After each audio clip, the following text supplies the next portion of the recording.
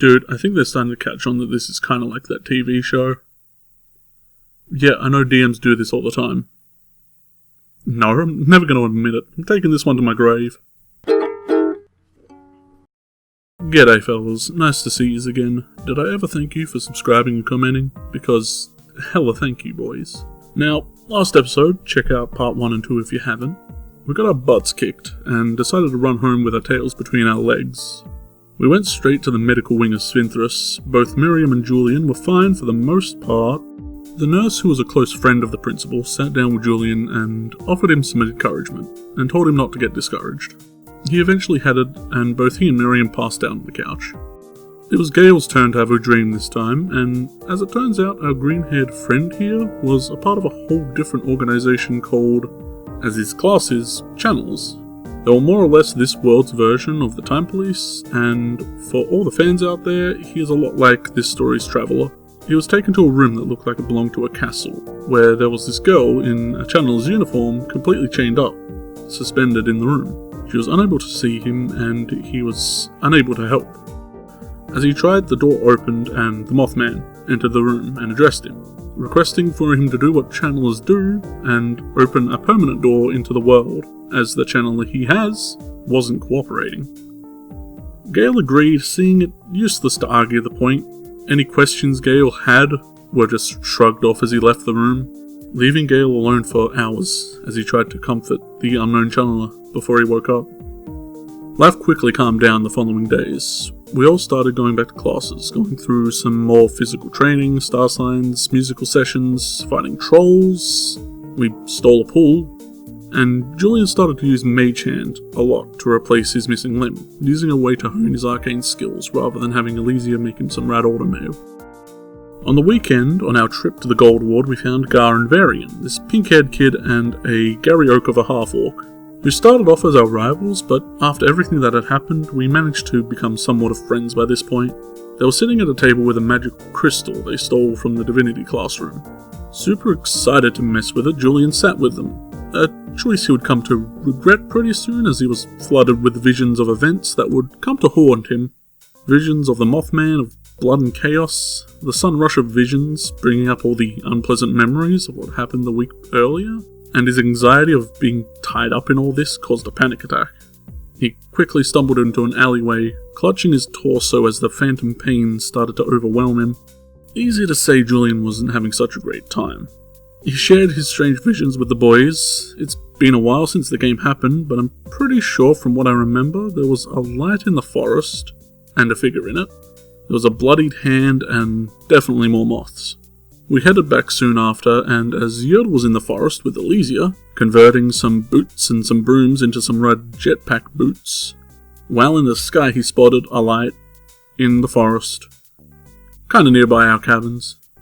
He rushed back screaming about the prophecy being true, causing Julian to freak out and go into fight or flight. He gathered everyone he knew would help and rushed battle-ready into the woods towards the light, ready to throw down and end all this stress on his shoulder, to face off against the creature that was causing him so much pain, the anger and adrenaline pulsing through him as they all raced into the clearing to find Leku. Now, Leku had been doing his best to keep out of trouble, and us being somewhat troublemakers made it unlikely they would ever really hang out. He was accepted into the Crub Club, who were students who showed exceptional skill in certain schools of magic. Thus, we also barely got to see him around school, as his classes were more private and our interactions with each other were very, very limited. It turns out today of all days was Leku's birthday, and he was sitting in the middle of the forest like any normal kid would, and was celebrating it with a rather dull-looking cupcake. The adrenaline slowly wore off as we calmed down and decided to make this celebration a little more fitting. Rather than spending it alone, we kept him company. It was a very nice, wholesome scene, actually, until the whole sky lit up red with warning signs, which is never good.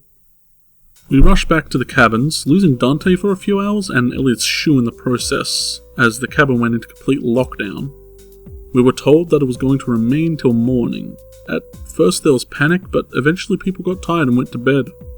That night was one of the longest Julian had ever had to sit through, as he could only imagine what was going on outside. In the morning, we had found out that 3 to 4 other students and another teacher were killed, supposedly by the Mothman, but we had absolutely no clue how he got back in this time. We decided now would be a great time to avoid the Mothman and take the trip back to New York and reface the Bone Zone.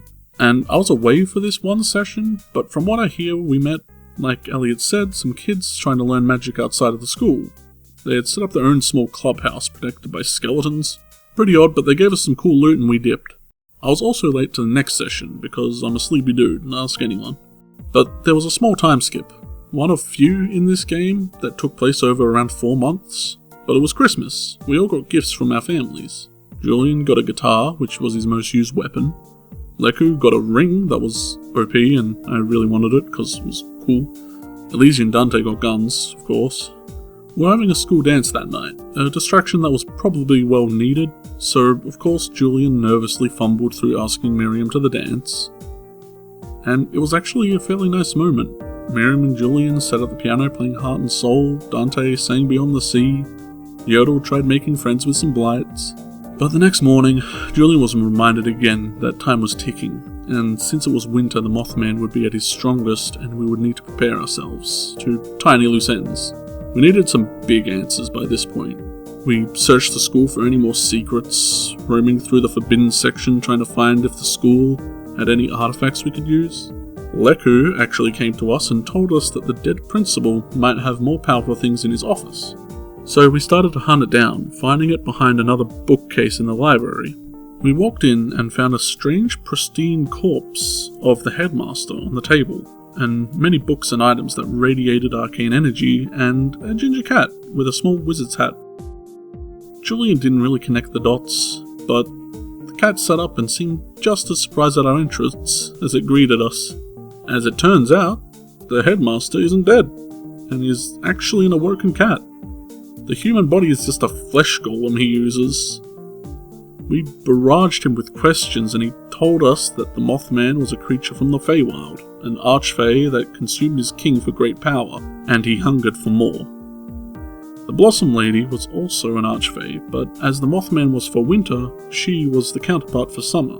And yes, for all you Magi fans out there, he also revealed that we were caught in a long time loop. Over 60 times we had failed to stop the Mothman, and the Blossom Lady always reverted, changing small things to see what would work. He also revealed that the main reason he was looking for Julian is because that there was something in his blood that would allow the Mothman to open a huge wellspring of power that would make him insanely powerful, enough to destroy realms and worlds.